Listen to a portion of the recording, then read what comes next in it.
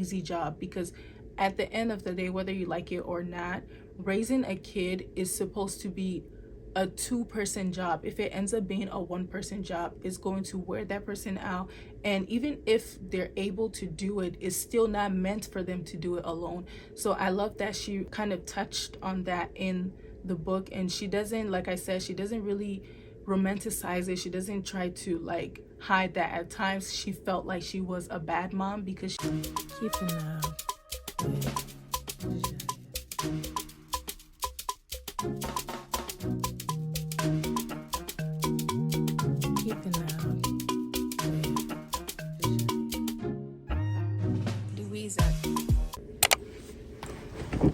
Hey family members, welcome back to our channel. My name is Jaël. I'm a fashion, lifestyle, beauty, and commentary content creator, and today I am going to recap every single book I have read in 2023.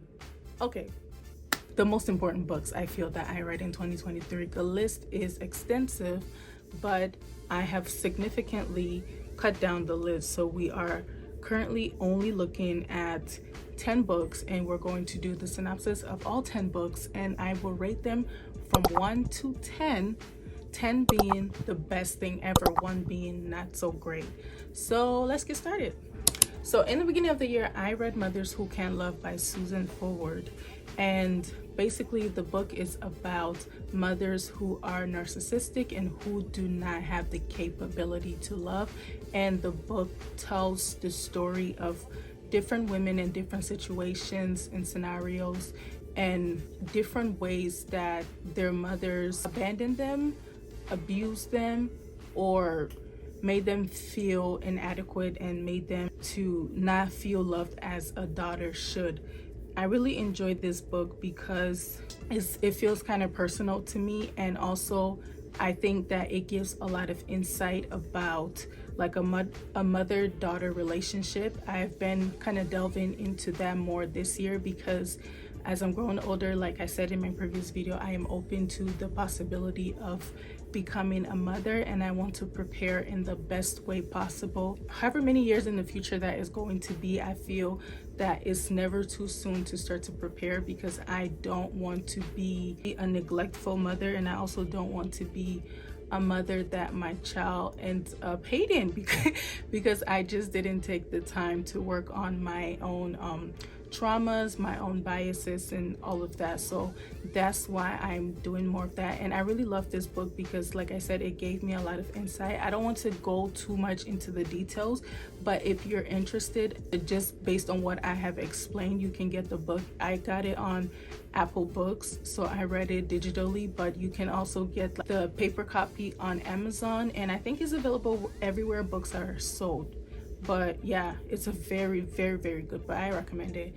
And I would rate this book 8 out of 10 because the author is very thorough with every single chapter and every single point, and the way she introduces the characters and tells the story of each individual is, like I said, is very thorough. And one thing about me when I'm reading whatever, fiction, nonfiction, I love for the author to be very thorough. Like, set the scene for me, tell me the backstory of the character, tell me where we are now, what is to come, you know, just be very thorough with the character. And I really enjoyed the fact that she was able to do that and deliver in the way that she did. Like I said, I don't want to give any spoilers, but go and read the book. It's a very good book, very, very good book. I recommend it. Next on my list, I'm just gonna do the shorter books. So I read 3 poetry books by Rupi Kaur. I don't know, I feel like I'm murdering her name, but the first book I read was Milk and Honey, and then the next book was Homebody, and then the next one I read was The Sun and Her Flowers. So I'm going to start the rating off with Milk and Honey, and the summary of Milk and Honey is basically a book of poetry about survival, violence, abuse, love, loss, and femininity. And the reason why this book resonated with me, I don't know how to say this because I feel like this is going to be such a controversial take, but I feel that we need mediocre poets. That's not to say that her work is mediocre, but just in the delivery of the work, it's mediocre. And I feel like we need mediocrity when it comes to talking about things like this, because it just, I guess, emulate the voices of people who want to tell their story but do not possess the certain skill that is required to tell that story. In a sense, she's a representation of that demographic. I don't know. That's my hot take, my controversial take. Do what you will with that. The reason why I love this book is because she was able to get her point across, kind of like tell her story in her own way. And I like that a lot, because most times when you're not like nerdy person or somebody that does not like to read, when you're reading most of these like poetry books, it makes you kind of confused because you understand what is being said, but you have a hard time comprehending. But with her, it's literally spoon-fed to you. Like, I don't know if I could read one page from the book. Hold on. While I'm on this website, they said this book is a 9-minute read. I'm pretty sure I read this book in like 45 minutes because I was really trying to make sense of every single thing. But so it's literally an image that says we're all born beautiful, and the greatest tragedy of life is believing that we're not.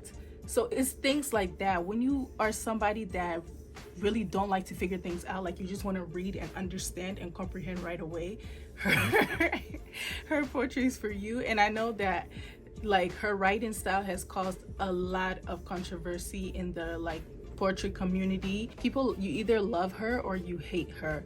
I feel like I'm on the fence because I don't know. Some of her work resonates with me, but also not to the point for me to be like, oh my gosh, she's a great poet. Yeah.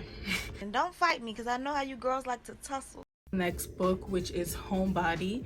And Homebody is a collection of raw, honest conversations with oneself, reminding readers to fill up on love, acceptance, community, family, and embrace change.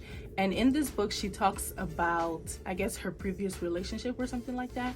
And the reason why I like this, in my opinion, I think that this is like one of her best work. These 3 books are the 3 books that I have read from her. Maybe there's better books out there and I just don't know because I have not had the time to read it. But this book resonated with me the most because I have kind of been through similar situations, and I love the way that she expresses herself through while she's in the situation. When she gets out, how she talks about self-love and how she talks about not being quiet and not dulling your shine for others, and even like talking about like her family dynamics.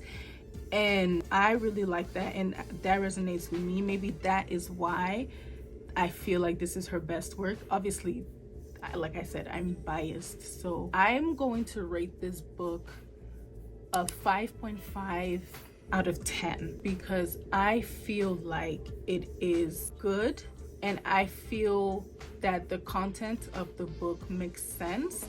But some of the pages I thought, are these grammatic errors? Were they intentional? And sometimes I felt like the book was kind of like a money grab. How do I explain it? Because it would be like just a word on a page or like a sentence on a page with like illustration. And maybe because I'm not really used to, I guess, reading those kind of poetry books, but I felt like with the pages that are like one sentence on a page, she could have elaborated more, give us like the full experience, even though she took time to tell her story. But I feel like she could have given us more than what she gave. But again, that's my own personal opinion, and maybe that is not her writing style, but I don't know, that's just how I felt. So yeah. The next book, it is Gathered Together in My Name by Maya Angelou. Maya Angelou can do no wrong in my eyes. Maya Angelou is my favorite author, my favorite poet, my favorite everything. Literally my favorite human being in the whole entire world. Yeah! Rock and roll! Yeah! This was my first time reading this book. I've had it on my read list for about 2 years now, so I finally just got around to reading it this year. And basically the book talks about her son Guy and how she had to navigate becoming a mother, and how she had to navigate racism, and basically raising her son as a young mother. And it's so crazy because the first time she had like a sexual encounter with someone is when she got pregnant, and she was very much unprepared to have a kid, and she like did her best to raise her son. And to me personally, that is so commendable, because most people would have just walked away and, you know, thought that this was an obstacle presented to them and they don't want to engage with the obstacle. But she stuck it out and she raised her son working odd jobs, and she moved around quite a bit. But the reason why I like this book a lot is because it goes into the detail of becoming a single mother. And one thing I love about Maya Angelou is that she never romanticizes her experience at all. She is very, very raw on the depiction of her life and the struggles and challenges that she went through. And I feel like that is so commendable, because most times when people think about single mothers, or just like even in movies like the single mother trope, they really romanticize it and they make it seem like it's such this like beautiful thing. And I feel like it could be a beautiful thing, but there's also a lot of struggle that comes with it. I have seen a lot of single mothers struggle, from working 2 jobs to be able to get through school, to like paying for daycare and all of that. It's not an easy job, because at the end of the day, whether you like it or not, raising a kid is supposed to be a 2-person job. If it ends up being a 1-person job, it's going to wear that person out. And even if they're able to do it, it's still not meant for them to do it alone. So I love that she kind of touched on that in the book, and she doesn't, like I said, she doesn't really romanticize it. She doesn't try to like hide that at times she felt like she was a bad mom, because she wasn't really she really didn't have a manual on what to do or how to take care of her son or how to be there. And I just love that she was so confident enough to kind of give us insight about that. So the rating for this book, I would rate this book a 8.5 out of 10. And I feel like 8 is like perfection for me. The reason why I'm rating it at 8.5 out of 10 is because I feel that the story was very real, even though it's like a real life story. Some people tell their real life story and you can tell that they're trying to gloss over some things, but the story felt very real. And at times you would get lost in the book, because as she's telling the story, you just can't help but put yourself in that situation and try to like go along with the character and try to problem solve along with the character. And any author that is able to do that is a freaking amazing author, because that is not an easy thing to do, to get people to be lost in your book and to get them to be pretty much lost in your world. And whenever I read a Maya Angelou book, that is what happens to me. I get lost in the book, and it takes me quite some time to figure out where I'm at and what I was doing previously. So big ups to my girl. Maya Angelou, how does it feel to know you're the first Black woman to have a national bestseller, nonfiction, nominated for the Pulitzer, and to know that at 18 you were a prostitute? You must always be careful of who you call out. When she said that, I said, but there are many ways to prostitute oneself, and you know a lot about that, don't you, dear? So many parents tell their children, either implicitly or explicitly, that they've never done anything wrong. So the young person thinks, I must be the lowest thing in the world. So I wrote the book, Gather Together in My Name, to tell young people who've been told that their parents have no skeletons in the closet, that I would admit where I've been. And they could see that, and they can realize that you may encounter many defeats, but you must not be defeated. My girl. Okay, so the next on my list is Desert Flower by Waris Dirie. But I read this book back in 2018, and every now and then I go back to it, but this year I went back to this book because I was going through a rough patch. And whenever I'm going through a rough patch, I need to remember that this book is, I don't know, I relate to her story a lot. And so Waris she's Somalian, and she fled Somalia in the 90s, and she basically went to London. She worked as a maid in the Somali embassy in London, And after that, she worked at McDonald's. So while working at McDonald's, she got discovered by this scout, and she was basically scouted as an international model. So in the book, she talks about like her struggles of being a model and how she had to face a lion when she lived in Somalia, and female genital mutilation. And she also talks about a lot of things in the book. I'm trying to remember. She talks about her, like, her father selling her off to be married when she was, I think, 7 or 8 years old. Her uncle molesting her. So she talks about a lot of sensitive topics in the book, and the reason why, like I said, I like this book is because I relate to this book a lot. Molestation and all of that, and being African too, I have been around most of those things that she talked about in the book, so it felt very familiar in a really negative way, because I should not be familiar with those things, but sadly I am. So that's why I like it. And the reason why I like the book too is because she faced life with so much tenacity, determination, that I have never seen anyone really face like that. And I applaud her strength, because I would have given up. Like, all of the things that she went through in her life to get her to the point that she is now, it just shows how strong of a person she is. And it just goes to show that when you when you're determined and you make up your mind that you're going to make it in life, you're going to make it in life.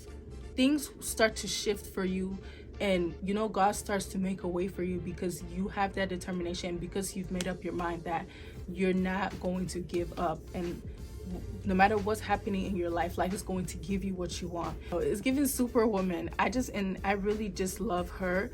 Prior to reading this book, I had no idea who she was, but from reading the book, there's actually a movie about it too. I watched the movie, and then I went on to follow her on Instagram, follow her work and stuff like that. She seemed to be an amazing person. She's into humanitarian work, and she talks about, her platform primarily talks about female genital mutilation and female circumcision, and how it is destroying our girls, mostly girls in the eastern part of Africa. So that is her advocacy, that is her work.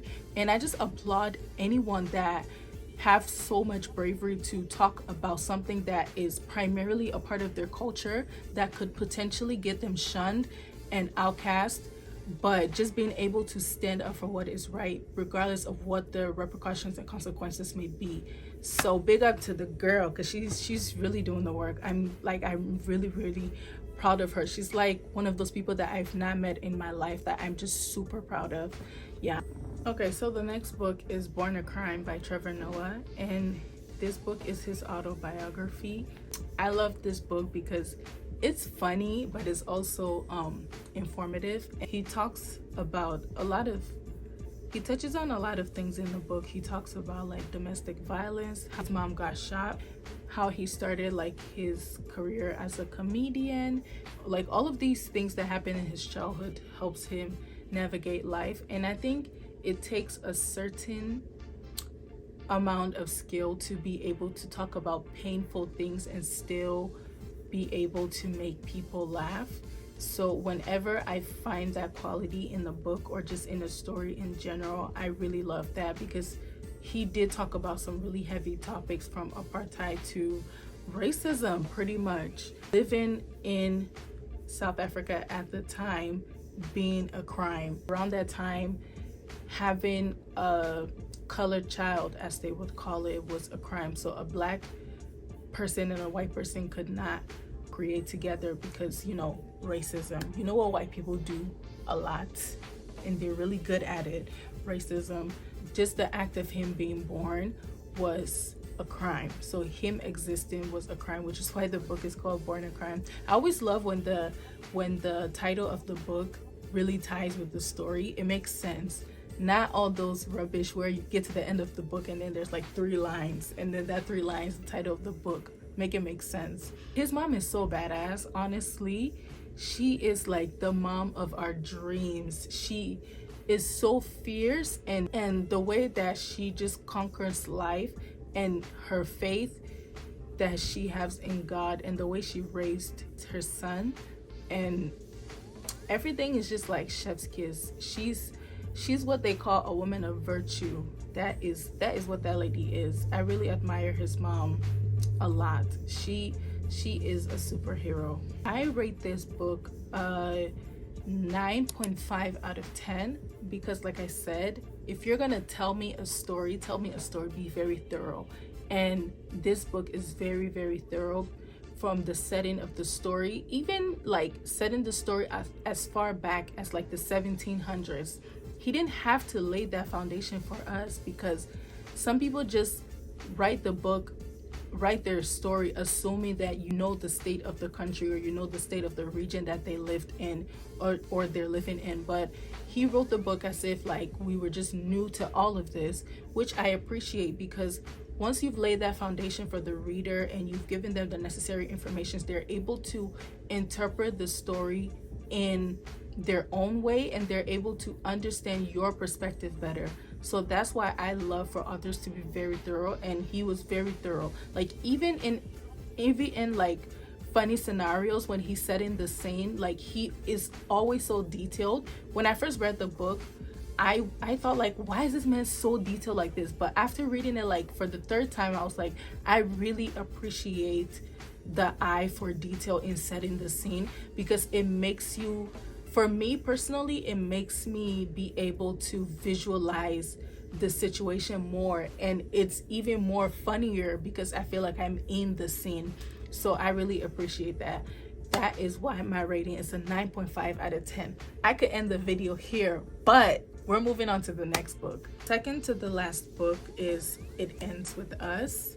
I never thought that I would be the girl reading this book, because I saw it on TikTok like a few months back, and everybody was like, oh my god, this book is so good. I'm like, yeah. Like, oh no, Mr. Bill. So I read the book. I bought the book. That was my first mistake. I bought the book. So I'm going to rate this book a 3.5 out of 10. I like the story, I like the plot, and I feel that there is a lot of potential with that. But my criticisms are there was not enough context in the story. I felt like this book was like a part 2 to a book that in like a book series, but apparently is the part 1 and it's the very first book, because starting off, the characters are not fully developed. There's actually a lot of room for growth, a whole lot of room for growth. I'm just gonna tell you guys a little bit about the story book, but by now you guys probably have heard the story. The book is by Colleen Hoover, and it's called It Ends With Us, and it's basically a novel that tells the story of Lily Bloom, a young woman from an abusive home who struggles to find her way in the world without creating patterns of violence from her youth. So she is trying to not be like her parents and not be specifically like her father, because he was abusive to her mother. And you know what, I'm just gonna tell the story. And she ends up being in an abusive relationship with Ryle. And Ryle is when she first met Ryle, he was doing his residency to be a neurosurgeon, and so they ended up being in a relationship. And I feel like the development of their relationship was very short, and it felt very scattered and scanty, because it was just like one day, one day Ryle was like, I don't want a relationship because I'm not able to commit to someone, blah blah blah.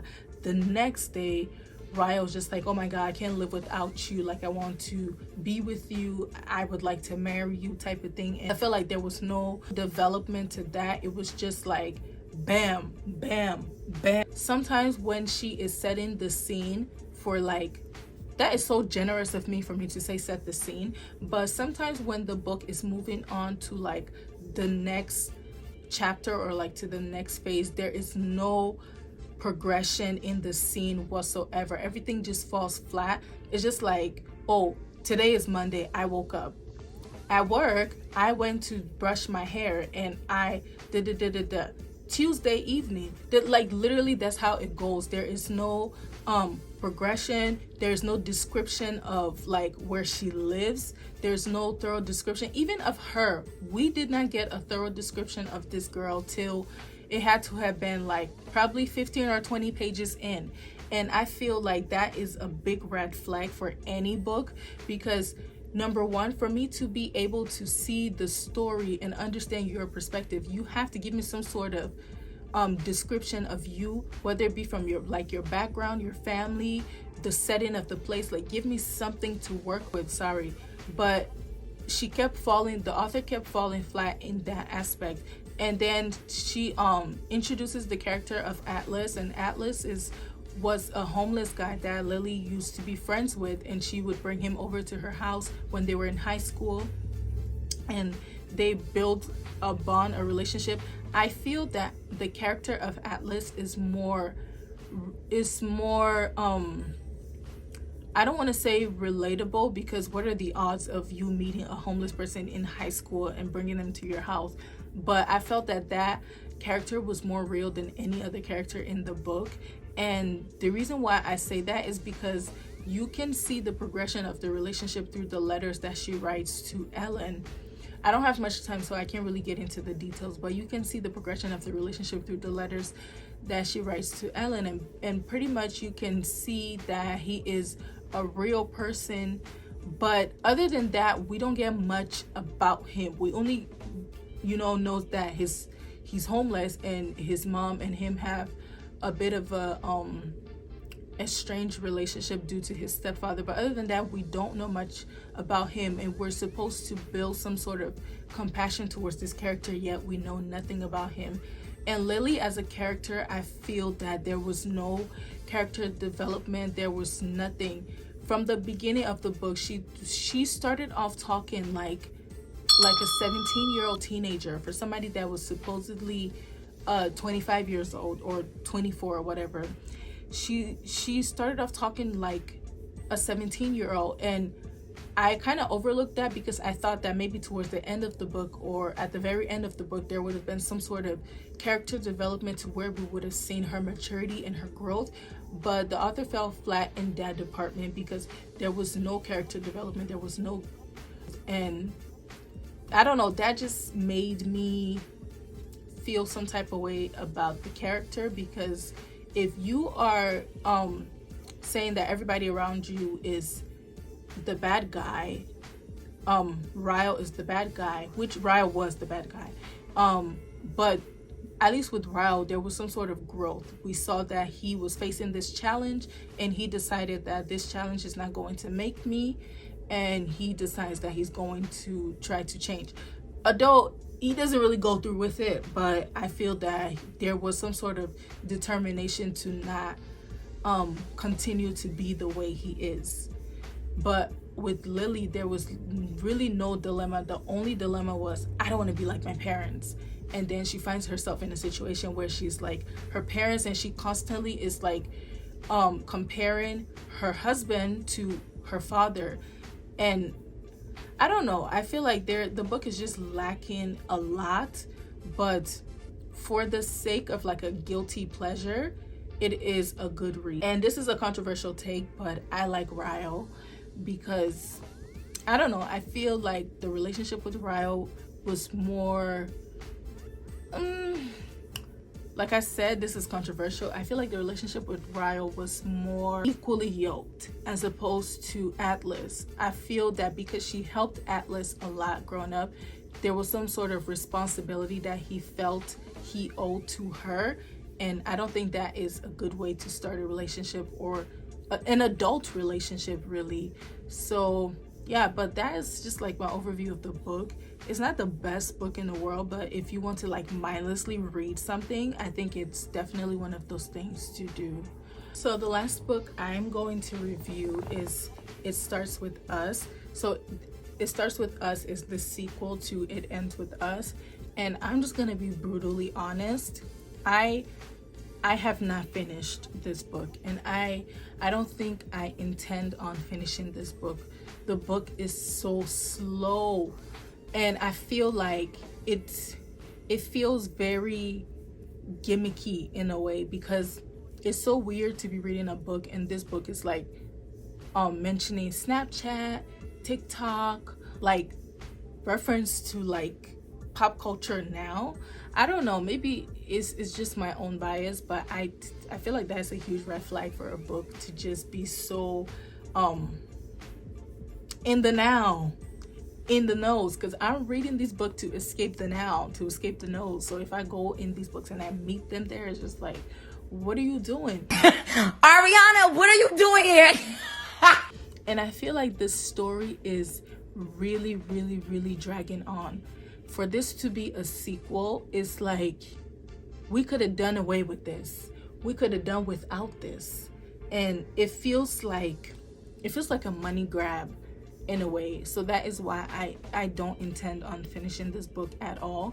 To me, it feels like the author is still carrying on the same theme of like the story, but it just feels, now it feels forced. Because previously with letters that Lily wrote to Ellen with her story of her and Atlas, it felt very natural, it felt very real. But now the story feels almost forced, and it's almost like, oh, that like they have to make this work in a way, and it does not feel as natural as it once did. So that's how I know that the author is like really trying to milk this thing. So yeah, for me, it's a 1, babe. I don't really know what to say. It's a 1. I don't intend on finishing the book, like I said, because I am bored.